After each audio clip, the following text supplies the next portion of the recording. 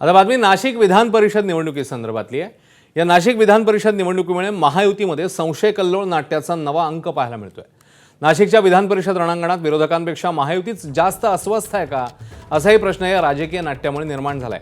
कारण एकीकडे अपक्ष बंडखोर गोकुळ गीतेंनी महायुतीच्या नेत्यांच्या नाकी दम आणलाय, दुसरीकडे गोकुळ गीतेंना भाजपचीच फूस असल्याची चर्चा शिवसेनेच्या गोटात दबक्या आवाजात सुरू आहे। भाजपचे संकटमोचक गिरीश महाजन आणि शिवसेनेचे संकटमोचक उदय सामंत यांनी अनेकदा गीतेंची भेट घेत समजूत काढण्याचाही प्रयत्न केला।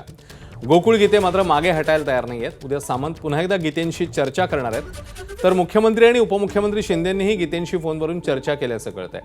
त्यामुळे शिवसेनेच्या नरेंद्र दराडेंचा मार्ग सुकर होणार की वाट बिकट राहणार, याचं भवितव्य गोकुळ गीते यांच्या निर्णयावर अवलंबून आहे।